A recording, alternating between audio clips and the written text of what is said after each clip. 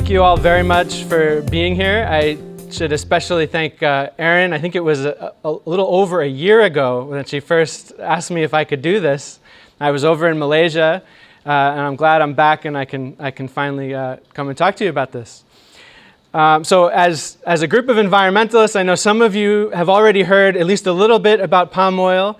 You might have this vague sense that it's bad or linked to some bad environmental practices, but some of you may know nothing about palm oil. So I'm just going to give you a lot of real kind of general background information about what's going on.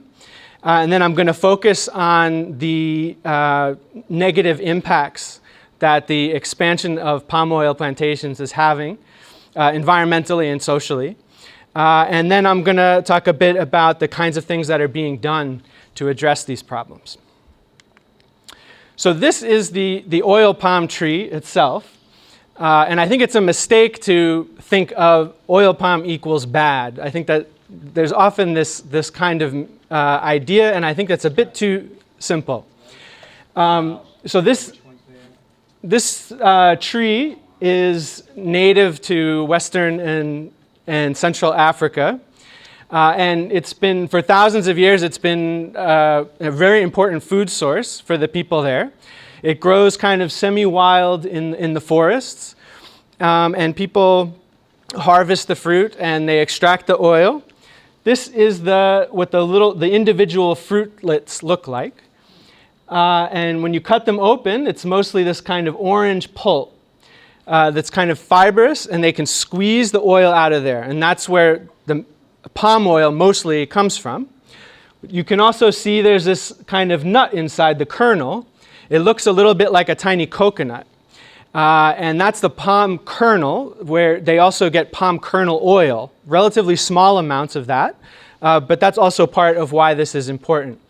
So it's a plant that just produces a huge amount of oil. If you have steady rains or a rainy season during that period, constantly this plant is just producing these huge heavy bunches of fruit just full of oil. So it's not a bad thing in itself. The problems come in how it's produced on an industrial scale for an industrial food system. And so this is the kind of the range of products where you might find palm oil. There was an estimate that up to 50% or half of the things that you can buy in a grocery store could potentially now contain palm oil. It hasn't always been that way. This is a relatively new thing. And it's not so much the case here in the US. It's much more the case in Europe. But you're pretty much guaranteed that you consumed something with palm oil today. It may not say so on the ingredients, and it's not just foods, but also all kinds of personal care products like shampoos and toothpaste, deodorant, soap. There are hundreds of different ingredients that can be derived from palm oil. And so this has become a really major part of the whole food chain globally, particularly in Europe and in Asia, but to some extent here in the US. And it's difficult to avoid. So I think it's important to put this in the context of it's not just about palm oil, but all kinds of vegetable oil. There's been a huge increase in demand and in production, and that in itself brings environmental issues. So it's been this shows you from 1990 to 2010, the world production of vegetable oils has more than doubled. And at this point, about half or a little more than half are these two key sources, palm oil and soybeans, about similar. Now, soybeans, they've been starting to produce them a lot in South America, and you have similar sorts of issues, right? So it's not so easy to say, avoid palm oil, because you're probably going to end up consuming soybeans if you're consuming these kinds of packaged processed foods and so on. So really what's driving the issues that I'm going to be talking about is this overall demand for vegetable oil. And it's related to that demand for those packaged kinds of foods, right? The sort of modern industrial Western diet now is being generalized throughout the world. And the more people who eat the way most of us in the United States eat, with these kinds of processed foods, it requires cheap oil. And so palm and soy together are the main sources of that. Palm oil, the key differences with soy, one of the good things is that, like I mentioned, it's very productive and it only takes a small amount of land to produce a lot more oil. So that's a good thing about palm oil.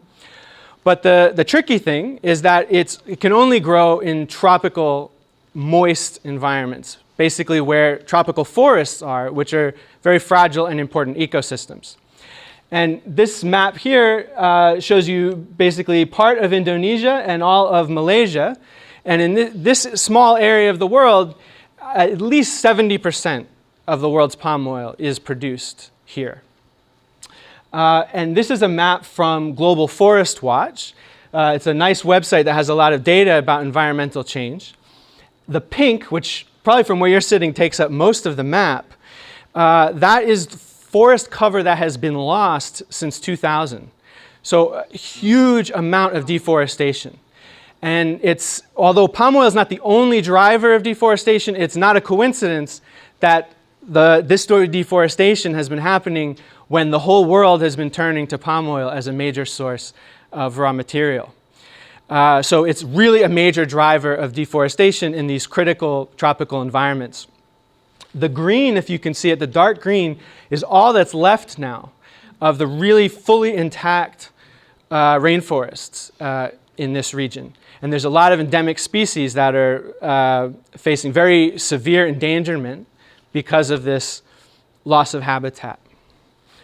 And so that's the first kind of negative impact about the expanding consumption of palm oil that I'm going to talk about, is the biodiversity impact. Sumatra, the island on your left, and Borneo, the island on your right, that's the only place in the world where the orangutan lives. And this is a very familiar, charismatic species, and is very endangered. They're very solitary animals. They need a lot of space. And so that's where a lot of the negative attention for palm oil has been coming from, is that it's a very serious threat to the survival of the orangutan in their native habitat. And what you see here is a orangutan that's been left behind when the land was cleared by a plantation. And this happens very frequently. And there are groups that come and rescue the babies often that lose their mothers. So this is for the orangutan, this palm oil boom has been really devastating.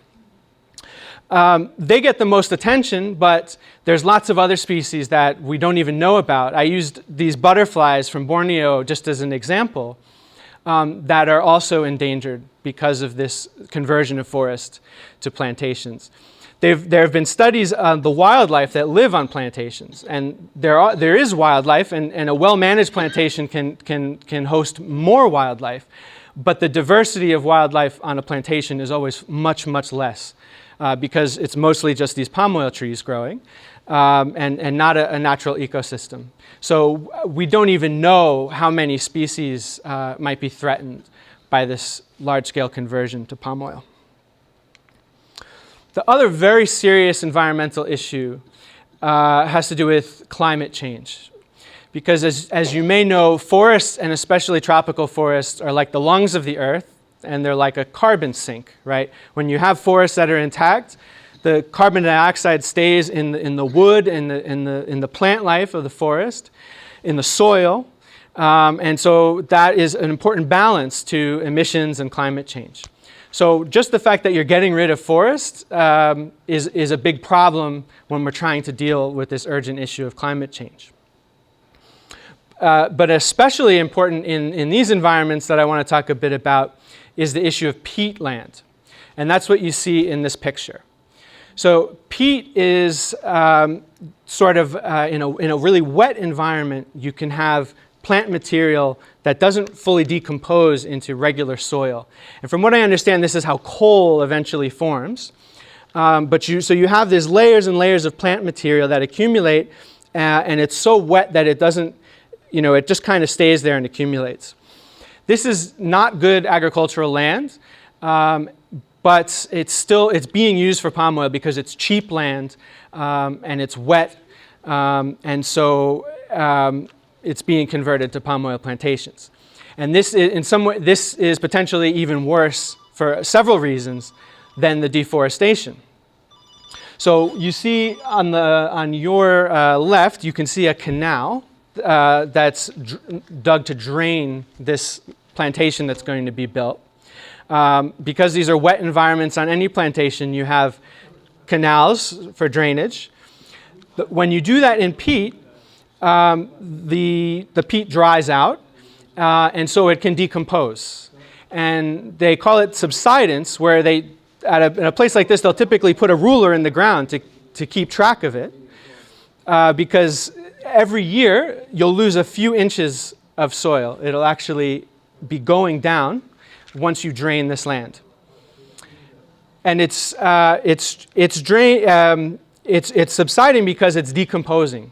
So it's releasing methane. And as many of you may know, that is a particularly potent kind of greenhouse gas.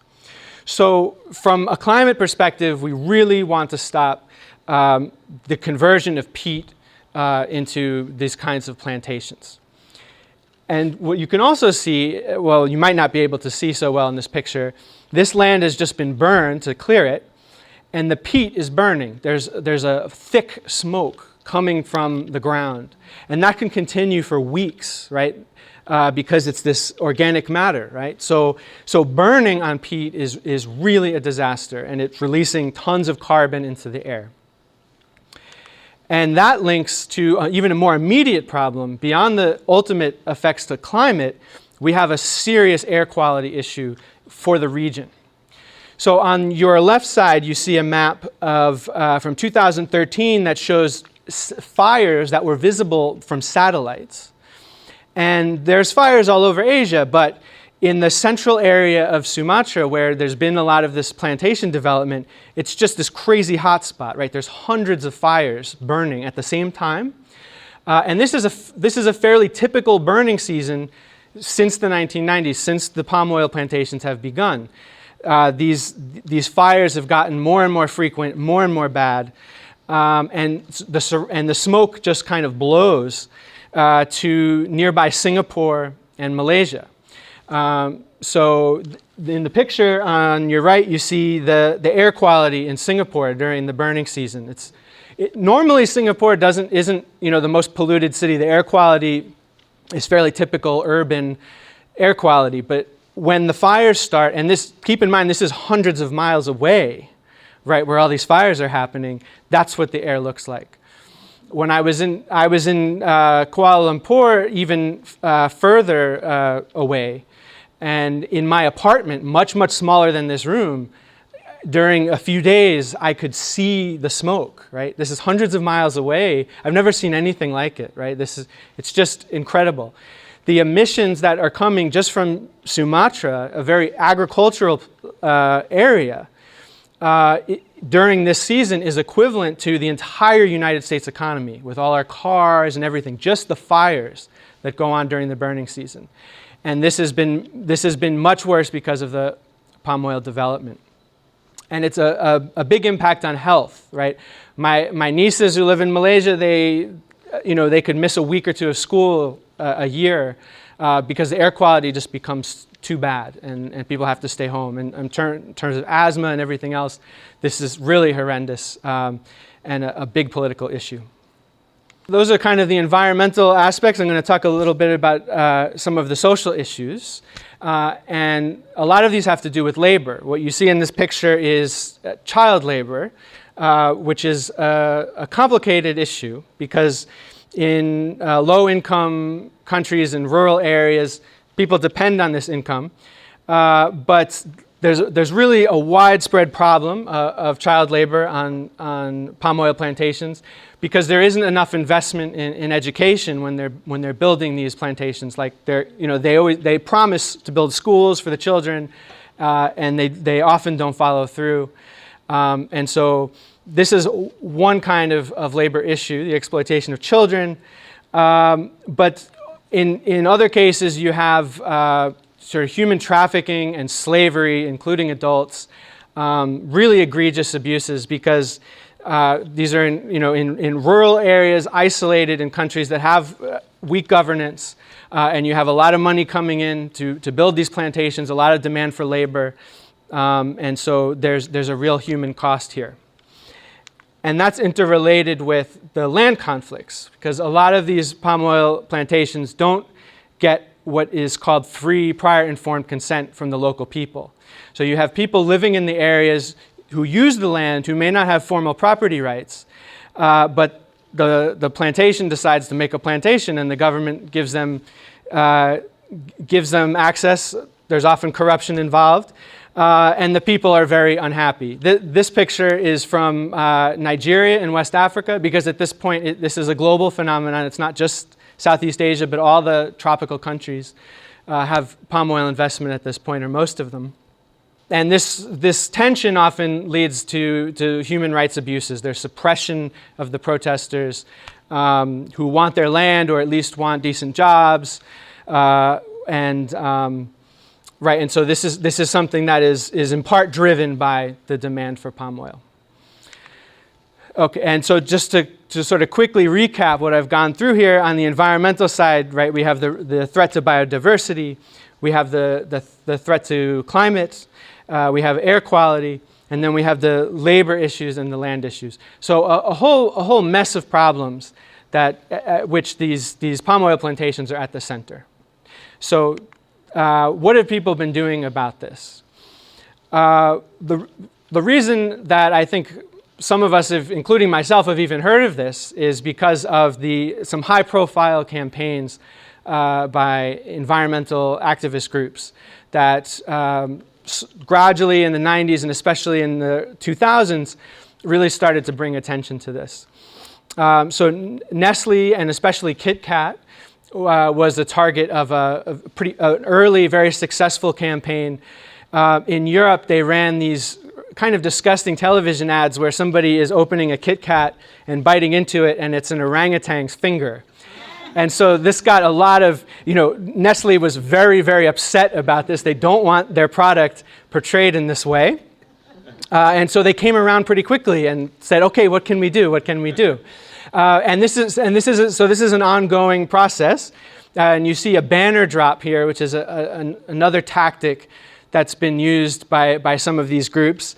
Procter & Gamble in Ohio was subject to one where somehow these people got up into these skyscrapers and they dropped these huge banners with orangutans on it, and it gets a lot of media attention.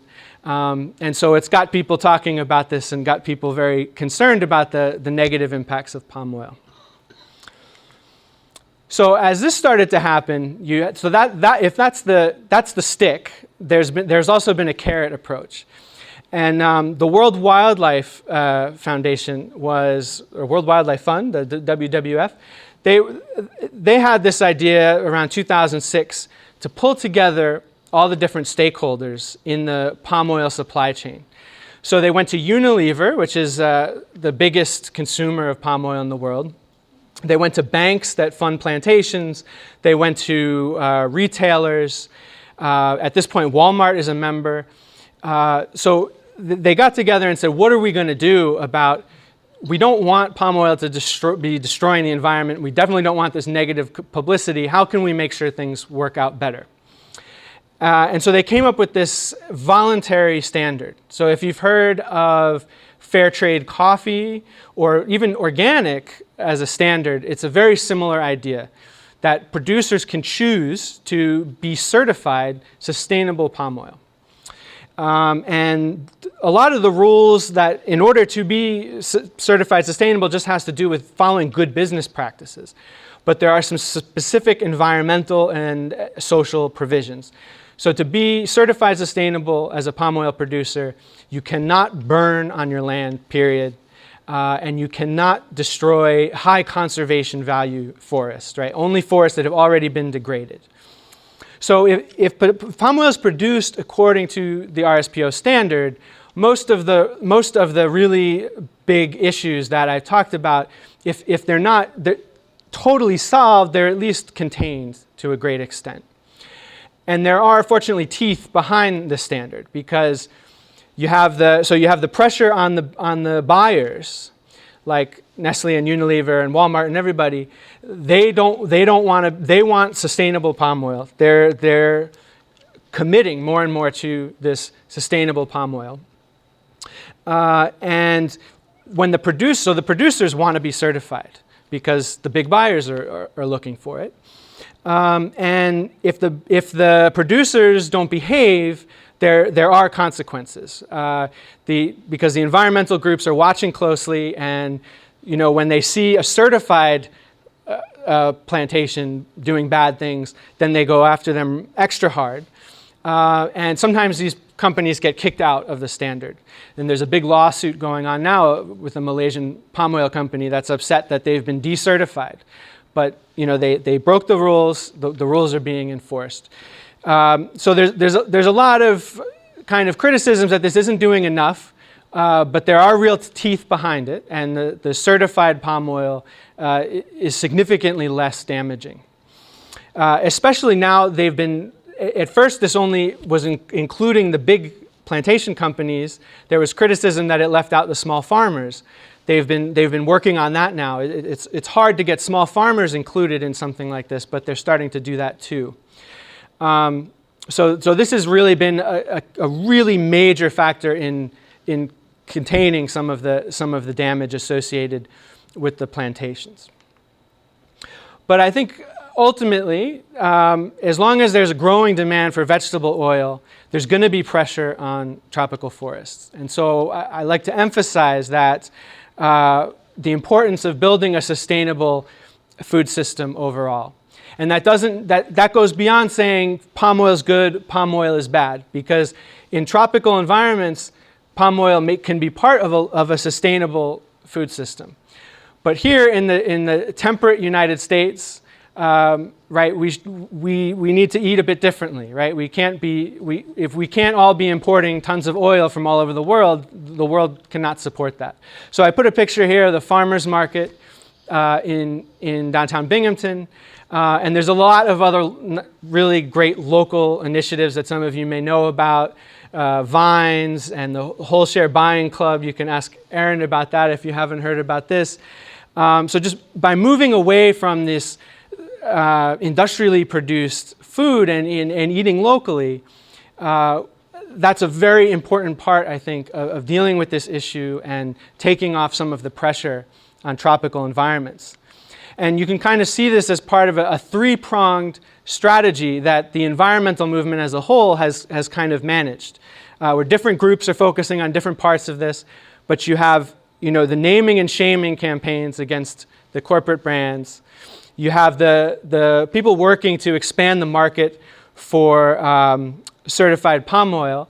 One thing I forgot to mention, the Union for Concerned Scientists, it used to be the WWF, puts out a scorecard of palm oil brands. So if you're the kind of person that wants to be a conscious consumer and thinks about these things when you're buying food, you can look up this scorecard and you can kind of see which companies have been the most responsible and which companies have been the least responsible.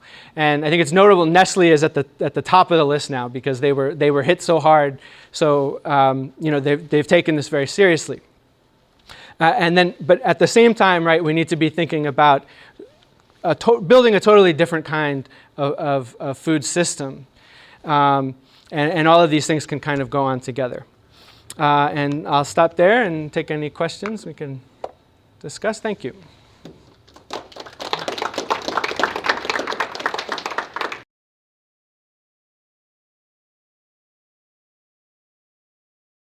The question was about the sort of the function for the plant of producing all this oil, and I'm not the best person to answer that. I don't know if there's anybody here who has more of a biological or ecology background, but I know a lot of seeds and some tropical fruits like avocados as well. They bear a lot of oil. I think it's sort of like the same reason that a lot of fruit is sweet or colorful. It's a way of attracting animals, in this case mainly people, I think, or primates, to come and eat the fruit and distribute the seeds. So that's probably the evolutionary function of having so much oil is how it helps the reproduction through the other species that will want the fruit. And the palm oil is sort of semi-domesticated. So in fact, people may have selected, right, over thousands of years to to increase the oil intentionally or unintentionally. But that's a good question. So the question was, what are local governments doing, right? This is a shocking kind of level of deforestation. Surely there must be some concern from the government to try to mitigate this.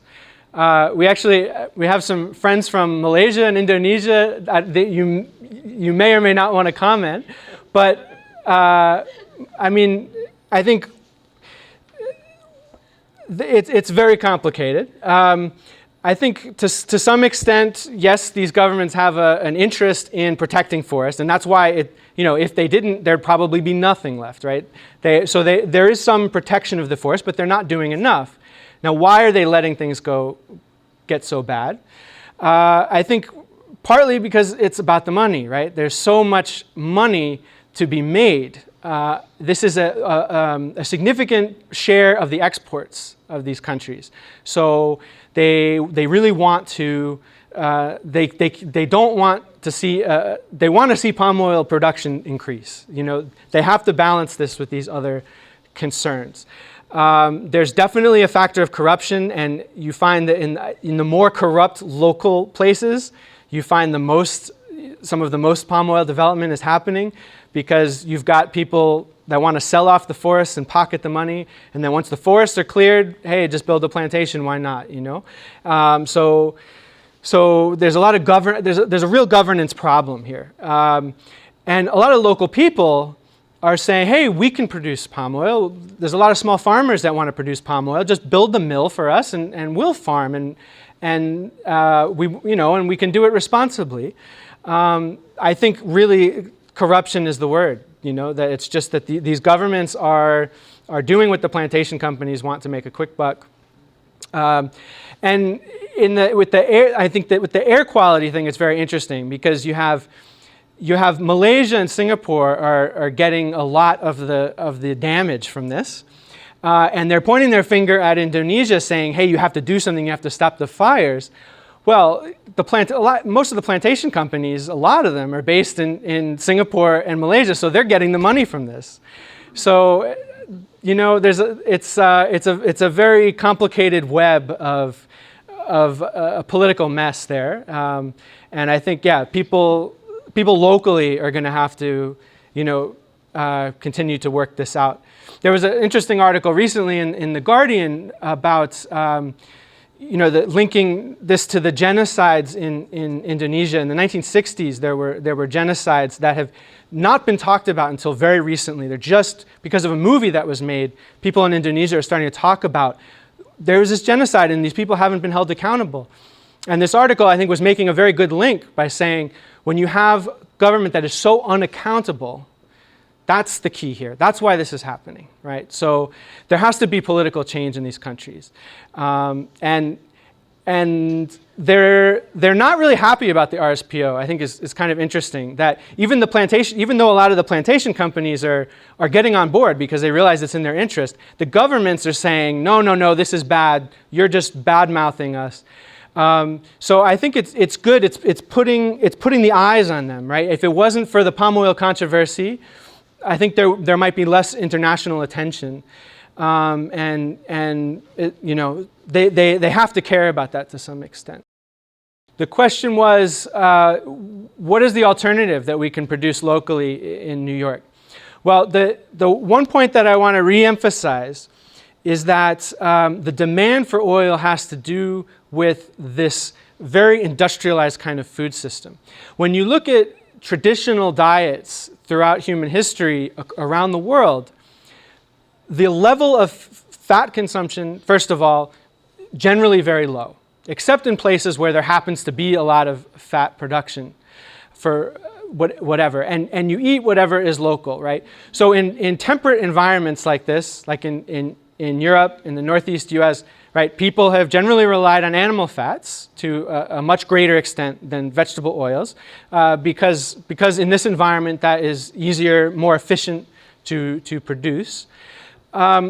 But it's interesting, if you go to the markets downtown, there's a new kind of local food-oriented market in downtown Binghamton. I'm forgetting the name on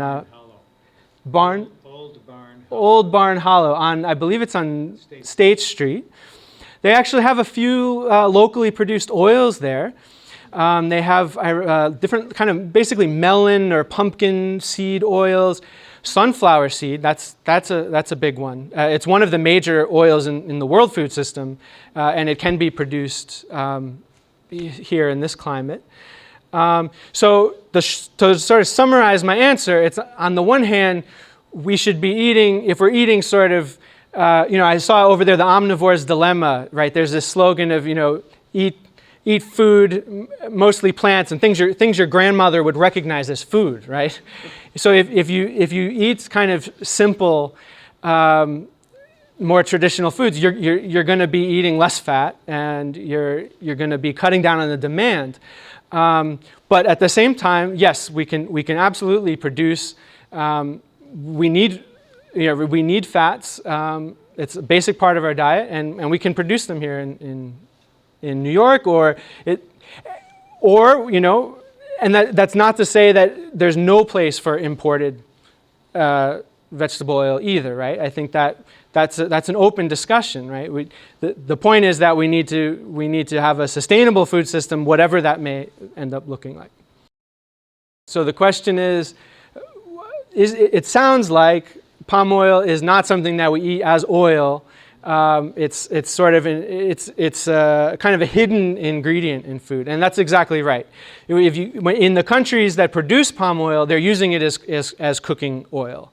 But I've never seen cooking oil, palm sold as a cooking oil in the U.S. Right? It's only in those highly packaged processed foods because different reasons, but its characteristics are very flexible for this industrial food production. If you're a food chemist and you're looking at what to buy, you're looking at the price, but you're also looking at the technical specifications.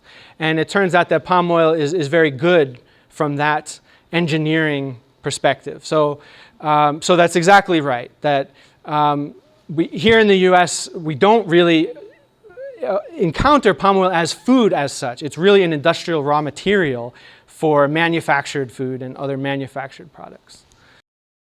The problem is with the method of production rather than the product itself. I absolutely agree, yes. There's some groups that have pointed out that like the plantation is the key, right? The idea of having these large-scale industrial enterprises as agriculture, to a great extent, is where a lot of the problems come from. For the most part, when small farmers are getting involved in producing palm oil, they're not doing these things, right? My father-in-law is a farmer who grows palm oil on land that was probably cleared 50 or more years ago for rubber. So it's already, small farmers are not generally cutting down lots of forest for palm oil. So the way it's produced is really key. But because of the way that we're buying it from this food system, controlled by a small number of corporations that we don't really know much about where it's coming from, and we don't really have a lot of direct control over how it's produced, or even knowledge of how it's produced, right? So far away. So it's a very good point. What are the technical characteristics of the oil that attract the food companies? This is, again, kind of outside my area of expertise, but my sort of layman's understanding is that one of the key things that make different oils different from each other chemically has to do with their fatty acid content. And different fatty acids basically have different melting points, different thickness, right? So a lot of the products that I showed that contain palm oil, they're very creamy sorts of desserts and things. So they're looking for that. But I guess it kind of has a mix of different fatty acids that they can separate. And so depending what characteristics they're looking for, there's a little bit of everything that they can kind of separate out. And it's also very, very rich in vitamin A, I believe, like the orange vitamin in carrots and stuff. This is totally loaded naturally with that stuff. They extract all that vitamin A when they process it, and then they use it for other things. So that may be another factor of what makes it so useful. So the question is about the long-term health of the soil. What happens to the soil once these plantations are built? This is a big issue in tropical agriculture, that because things rot very quickly, the nutrient cycle moves very quickly. And so that's a big part of why this is such a problem. Once you clear tropical forest, erosion happens very fast. The soil gets depleted very fast. I think it seems to me that though that when it's peat is another story. When you plant on the peat forest, the peat land that I talked about, it can often be a disaster. It's not strong enough to hold up the trees, and they start leaning over, and the yields go down. So partly what you're saying is exactly what happens, that when the plantation is not well planned and well developed, it economically doesn't make sense. The yields go down, the soil is degraded, and it's no good.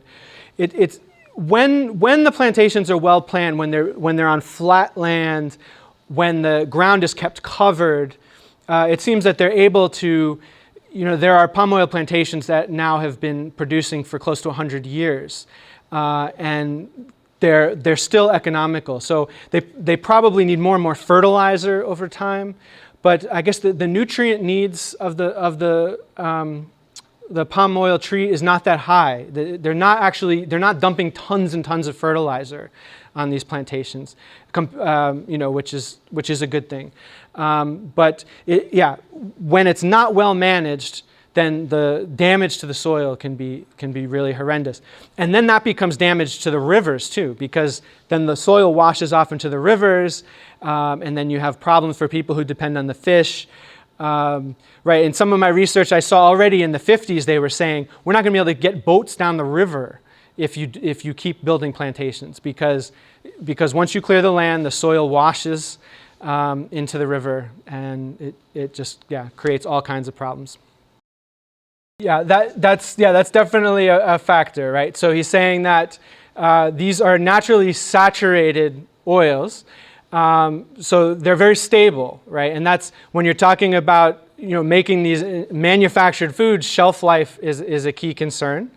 And right, he also brought up some of the health issues. There's a whole, you have to be very careful consuming information about the health of oil, because there's a lot of money on every side, right? The soybean lobby has been trashing palm oil since the 80s, right?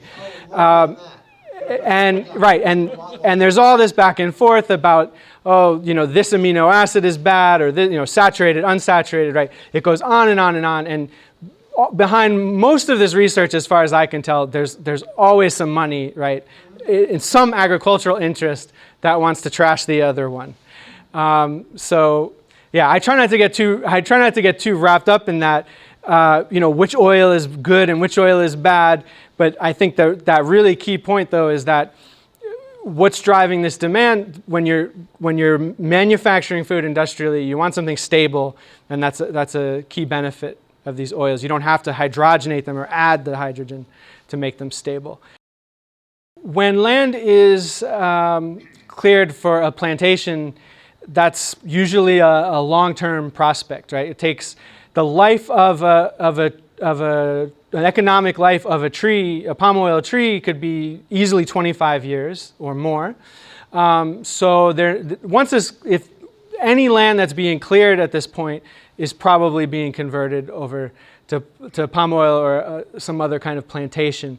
It's more about preserving what's left of the traditional forest. Would there be a chance of restoring the forest? Right. Yeah. Again, that's a question for an ecologist. My impression is that it's very difficult to restore these environments, though, once, right, because there's, this whole diversity of species involved in a healthy forest. And yeah, I haven't heard about specific efforts to kind of reestablish forests, but it would probably be a possible but difficult kind of thing. So the question is, given the traditional role of palm oil, and now you have this global market for palm oil, how are people being impacted? I think it's an interesting question. I think that when it was where it was a really big problem was when you go back in history. Because remember I mentioned that palm oil is from West Africa. Most of the plantations now are in Southeast Asia. There's not a traditional consumption of palm oil. It was only under emergency conditions during World War II that anybody in Southeast Asia started eating palm oil, right? They just saw it as a foreign industrial export. But in West Africa, and Central Africa, it's a different story, right? So there it's a traditional thing. And all through the 19th century, there was a trade in palm oil where they were starting to export. And it was very closely linked to the slave trade. So the palm oil was going, the slaves were carrying palm oil with them to the slave ships, and it was one of the main provisions that they had during this, terrible journey across the Atlantic. And then even into the early 20th century, you had the forced extraction. If you've ever heard about the Belgian Congo and the atrocities that were going on there with people being forced to extract rubber, it was also palm oil. I think actually, though, now the global market for palm oil is having a mixed, if not beneficial, impact for traditional farmers, because the problem comes in with the land grabbing, right? When you've got the big plantations coming in and taking people's land, right? That's a big problem. But to the extent that small farmers are able to market their palm oil, it may be having complex effects on their society, but there can be some benefit. I'm very suspicious. You can hear arguments coming from Southeast Asia and Malaysia. When they're against the sustainable palm oil, they say, well, we're sustainable and we represent small farmers. And I don't buy that for a minute. Yes, there are small farmers who benefit from palm oil in Southeast Asia, but the government is not helping them. The government is not doing very enough to help them be the producers, right? So I guess maybe the short answer to your question means it all depends on the kind of production model that's going on, right? When you have plantations coming in and bulldozing people, that's bad. When you have people sort of voluntarily incorporating into the market on their own terms, that can at least have some potential for positives. Yeah, so the question is basically what happens to companies that get decertified? Can they be recertified? I believe there have been instances where basically they just had to show, look, we admit the problems that got us kicked out. We're doing X, Y, and Z to address those problems, and then they can be readmitted. So does that happen? It does happen? Yeah, I believe there's been cases of a temporary suspension being reversed. I think I've heard of cases of people getting kicked out multiple times too. So, yeah, it's a tricky thing. They want to be in because there's a premium, right? They actually get paid more money if they can produce according to these standards. And there's something called the green palm certificates, where if a company isn't able to buy sustainable palm oil, they can buy certificates where they pay extra into a fund to subsidize the sustainable producers. So there's a lot of incentive for companies to try to get on the right path, but they find it hard in practice, I think, because it's a market, right? They have to do it cheaply. They have to be competitive.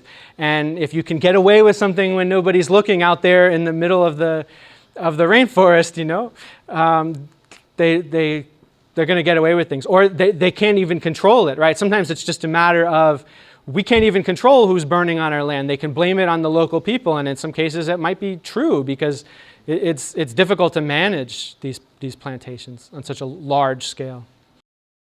The question is there a problem with the harvesting of coconuts?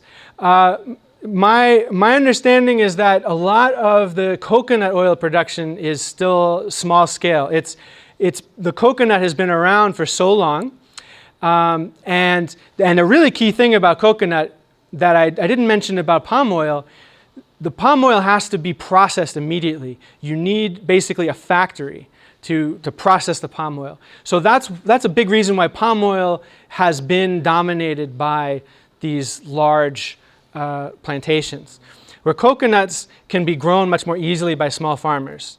And so there have been coconut plantations, there are coconut plantations, but my understanding is the vast majority of coconut production is on a smaller scale.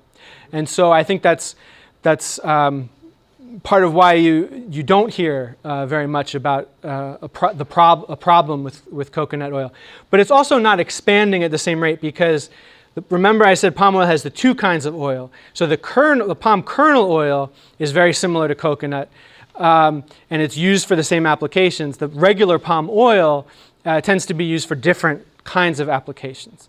And so I think there's a lot of demand for palm oil specifically. And so I think that might be another factor as well. The question is what you can do if there was one action. And I think I want to leave that in your hands to think about and discuss, but I'll just sort of re-emphasize where I think this information might help you strategize a bit, right? So you can think on the one hand in terms of awareness, right?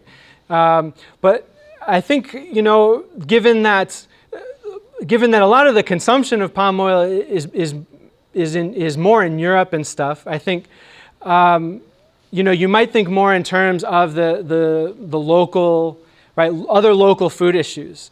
And I think you don't necessarily need to fixate on palm oil per se. I think if you're addressing issues of agriculture and food justice, right? I hear you're already involved in the GMO labeling and some other agricultural issues. I think this is just something to keep in mind, that these local issues have all kinds of global implications. And so I think anything that you're doing around food and agriculture is likely to have positive implications for this. Thank you so much. Thank you all.